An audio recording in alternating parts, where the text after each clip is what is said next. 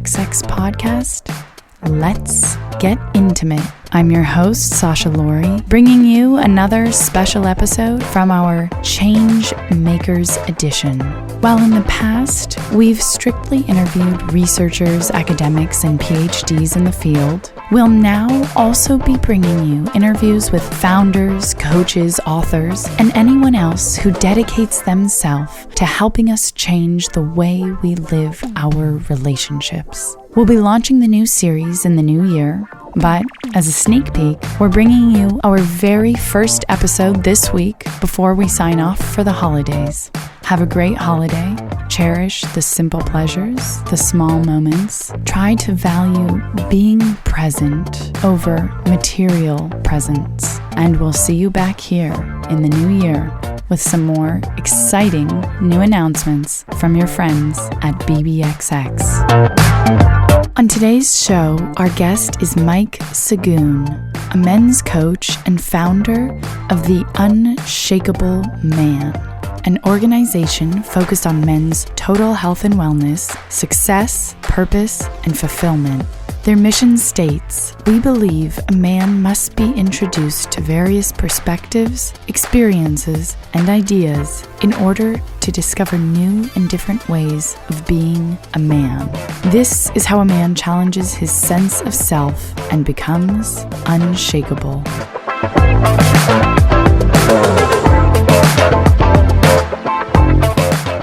Thank you so much for joining us here today, Mike. It's lovely to have you. Thank you for having me. So to start off today and this interview, which we're focusing this series around personal narrative, I'd love for you to just start off by telling our listeners a bit about your journey and how it is that you came to being on the path that you're on today, pursuing your mission. Yeah, so I started off my career doing educational theater all over Northern California with an organization called Kaiser Permanente's Educational Theater. And this was a huge part of my development before coming into coaching. The majority of the work that we did was we went into schools and we put on these huge elaborate shows in gymnasiums and in multi-purpose rooms and cafeterias. And we would put on shows about educating young people about making healthy choices. And part of this program, it was multi-interventional. So we would go into classrooms and we'd teach workshops, but we would also do one-on-ones with young people. And a lot of my heart was coaching young people who were going through puberty or were young teens, so in high school, or young adults. And after doing this for several years, I was in my 7th year and I had worked with a young person and they had just opened up to me and told me things that they had never told anyone. They had told me about sexual abuse, about being sexually abused, about being emotionally abused, about being neglected from their parents. And the reality is that that wasn't the first time that had happened. And over the course of my 10-year career with educational theater, I would see literally hundreds of students, hundreds of young people who would open up to me about things that they had never told anyone. And something just clicked in my heart. And I was like, where the hell are all the adults at for these young people? They see teachers every day. They're with their caretakers. There are adults around them all the time. But why aren't these young people asking for help? And so I realized that many adults don't know how to talk to young people. Many adults don't know how to hold space for young people to just be. And so that kind of lit something in my heart to try to find a higher purpose in my life. I started poking and prodding around of what that was. And my good friend, Leanna Lou Mawig, was posting some things on Facebook about her coaching Mondays, Wednesdays, and Fridays, and surfing Tuesdays and Thursdays. She was living in Bali and she was just living her best life. And I just sent her a message and I was like, yo, Leanna, what the heck are you doing? Tell me what you are doing, because that sounds so fulfilling. And she's like, yo, we need to hop on a call. So we hopped on a call and she told me about coaching. And this was the first time that I'd ever learned that coaching can be a career. And so I started to do more research about coaching and coaching schools and methodologies. And I landed on Coaches Training Institute, CTI in San Rafael. And as I was in this program, I read a statistic. And the statistic was, one, loneliness is now an epidemic, and it is now more dangerous than smoking a pack of cigarettes a day. And the highest demographic of suicides in America are committed by men ages 45 to 65 and mostly white.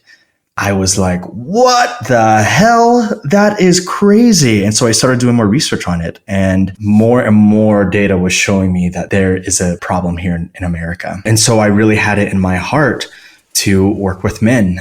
My entire life, I always had male mentors.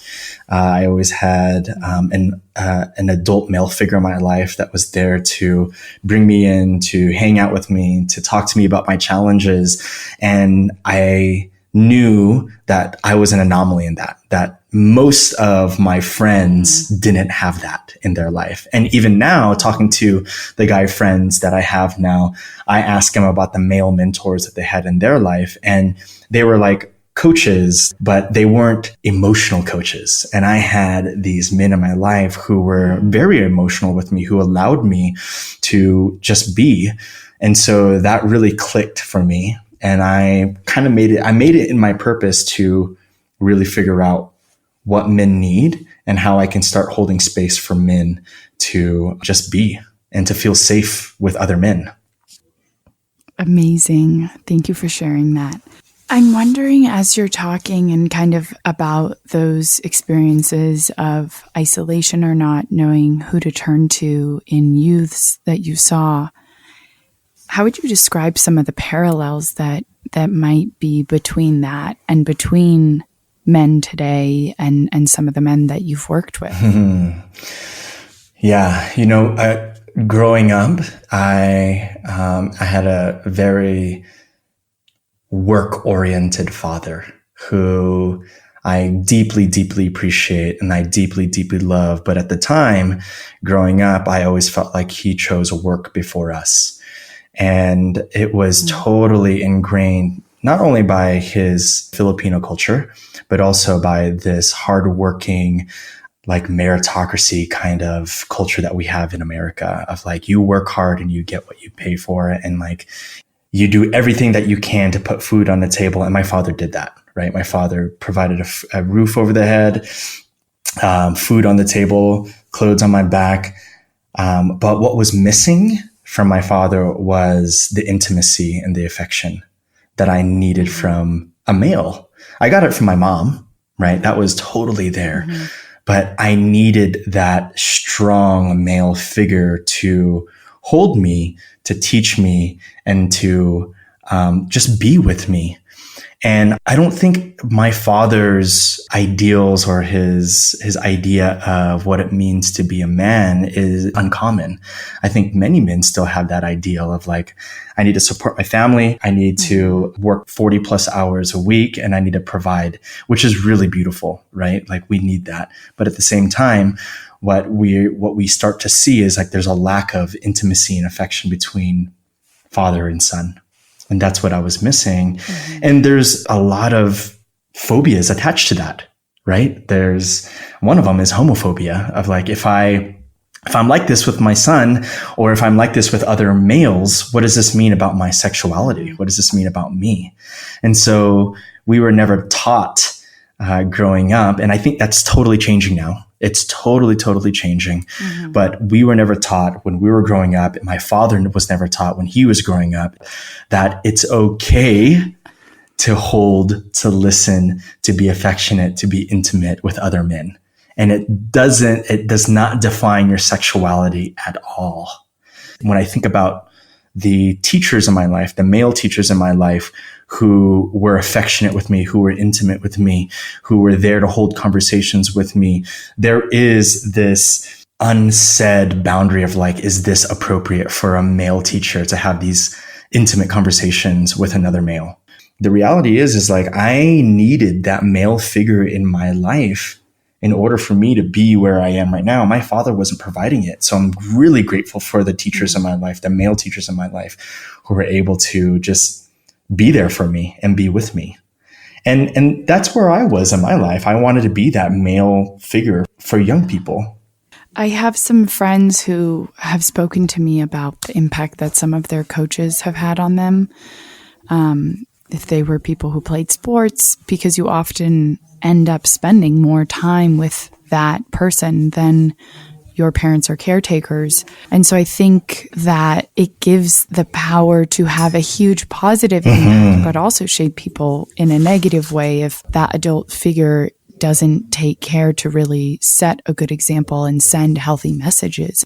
I would love for you to kind of just speak a bit more to the importance of having that figure and that person to go to for both younger people who might be listening, but also adults who have the opportunity to be that person for somebody else, and perhaps a bit for how to initiate that and how to go about that. Yeah. I think we need to create some urgency around this, because as we see, like, our future is in the young people's hands. And there is an urgency, I feel, especially around men, because men's mental health, we're starting to see that more and more men are lonely, more and more men are isolated, more and more men have depression or anxiety disorder, and more men are committing suicide.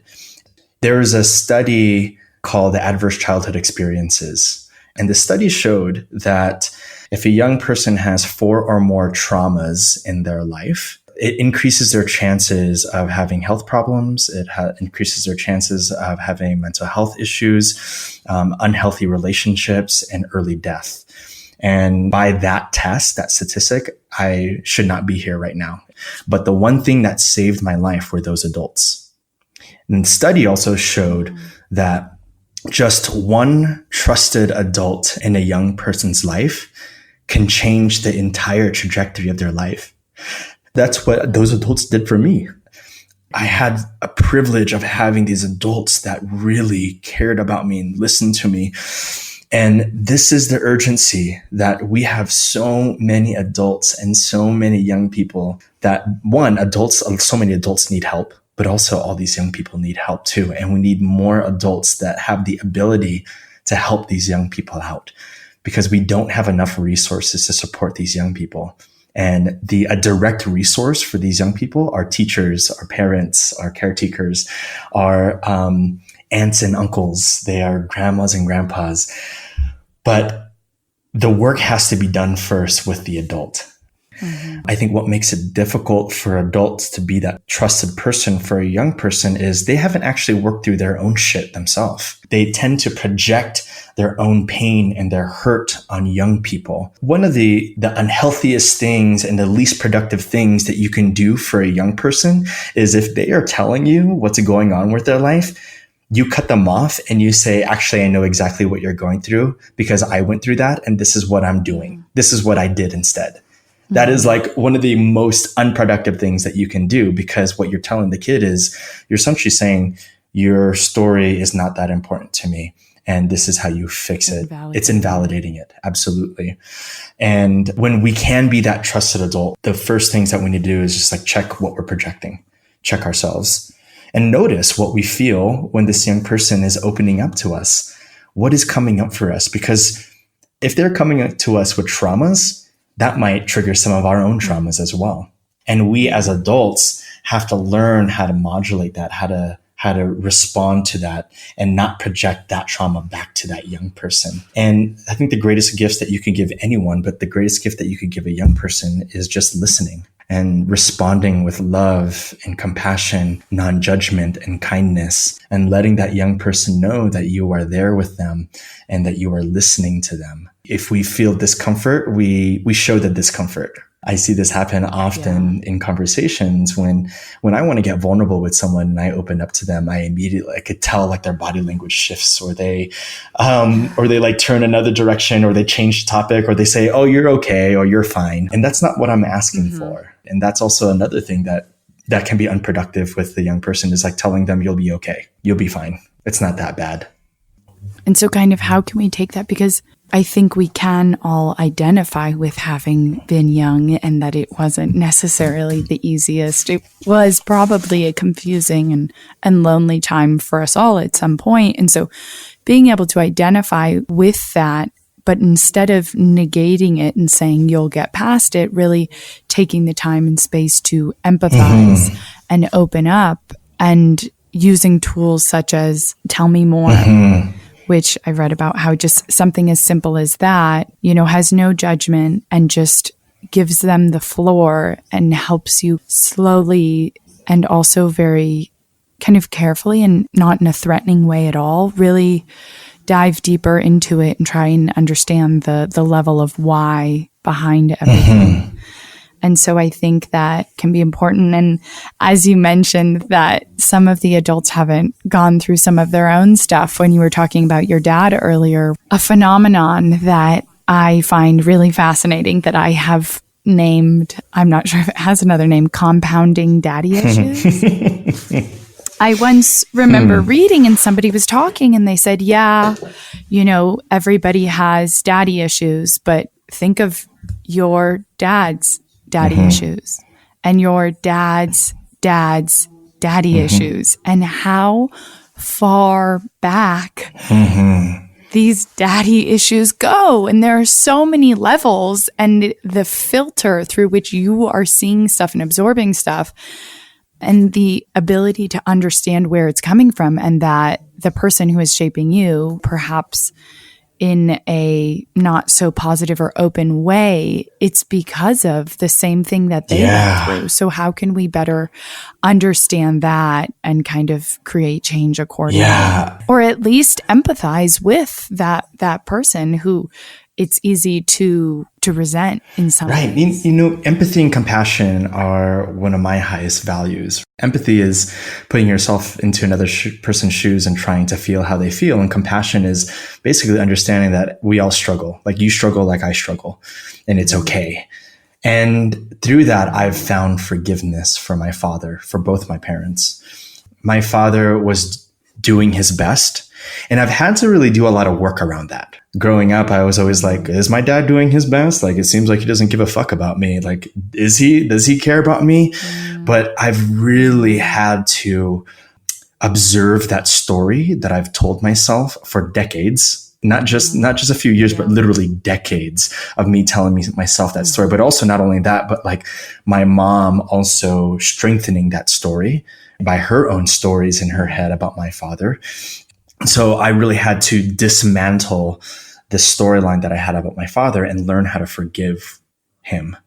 And I recently went to the Philippines to go visit my father. My dad lives in the Philippines most of the time. And I was out there, and I'm 32 years old. And this was the very first time that I've spent more than a day with him, just he and I.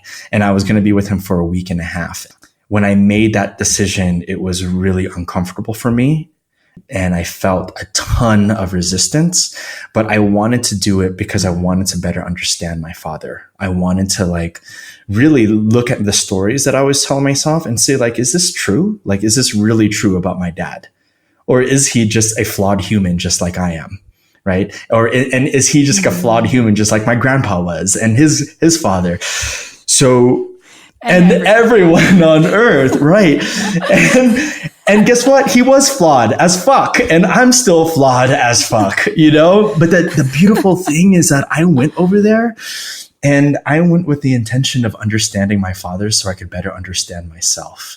I went there and I spent a week and a half with him, and it was beautiful. We had great conversations, and I got to see myself in my father.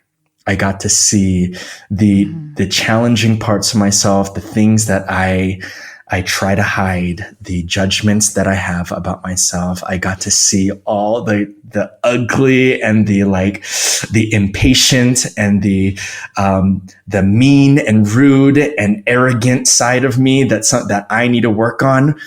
But I also got to see the side of me and my father that is loving and caring and charismatic and loves to entertain and take care of people. And I saw the generous side of myself and my father. And it was just a really beautiful reflection.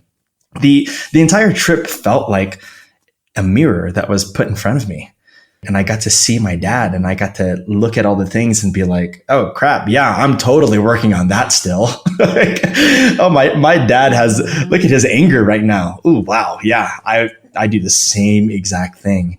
And I think for people who are curious about doing their own work, about seeing their tics, about seeing what their pet peeves are or their patterns and their habits, hang out with your mom and dad. Like, look at what they do, or think about how their reaction was to certain things when you were growing up, or how they still react to things, and be honest. Like, is that who you are today? What I'm learning right now and what I'm working on right now is when I feel anger towards my husband, when he does something that like hurts me or annoys me, and I get angry and rage comes out, and that rage gets directed at my husband. I'm learning that rage is actually not towards my husband, but I'm projecting that rage because I learned that from my parents. I'm actually aiming that rage at my parents because of how they taught me how to respond to whatever my husband is doing. It's not my husband's fault. He didn't do anything. What I have learned from my parents is if an expectation isn't met by my standards, I get angry and it's automatically your fault. And then rage comes out. And that's unfair for my partner. That's unfair for Jerry. And so I'm learning to just step back and say, where is this anger being directed at? And what is this anger? What is this anger? You were speaking about, and even, science and psychology shows how much our past experiences, be it with our family or not, or things we were exposed to in culture and the media, we absorb so much from the time that we are little and learn so much without it actually even being registered as learning. Mm-hmm.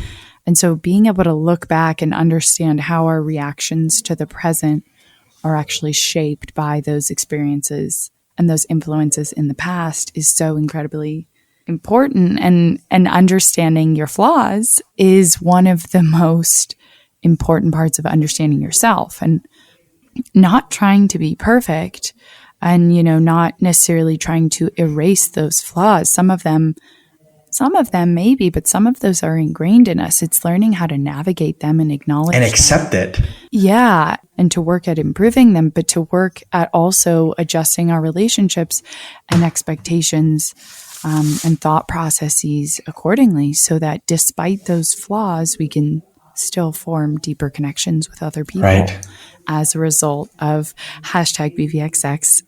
Better understanding ourselves, exactly as you said.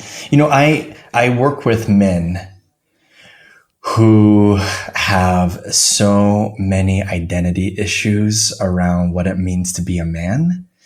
And I think a lot of that is what you're talking about, is like these compounding daddy issues that are conflicted with how we are evolving as a man today. Does that make sense? So we have these compound daddy issues, right? Of like, okay, cool. This is what my father taught me. And this is what it means to be a man. Mm-hmm. But now we're moving towards this evolving definition of what it means to be a man. Right. And there's internal conflict of like, well, then what is it to me? What is it to me to be a man? Because I grew up learning and understanding that this is what it meant. Right. But now everyone is saying that this is what it means to be a man, and this is actually what my partner wants from me. So what is it? What is this? And it's like this identity of like, who am I now? Yeah, kind of this cognitive dissonance. Yes. One of my questions for you was, should there be a definition of what it means to be a man? And what would your definition be, if so? That's a great question. I need to sit with that for a moment here. That is a really great question. Okay. Yeah. There's a part 2 of the question as well. Yeah. My immediate response is, I think it's important for us to identify with something. There's the gender spectrum, and everyone in the gender spectrum wants to have a pronoun, or they want to have some kind of way that defines who they are or expresses who they are. And so, I think it is important for men to really own that, yes, I am a man. This is how I identify. On the other side of that, which is where I'm conflicted, is this question, what does it mean to be a man, is such a it's such a trigger question nowadays. Because what it means to be a man is just, you are just human, right? Right. So the part 2 of my question is, how would it be different than the definition of what it means to be a human? And there isn't, right? That, for me, there isn't any difference in that.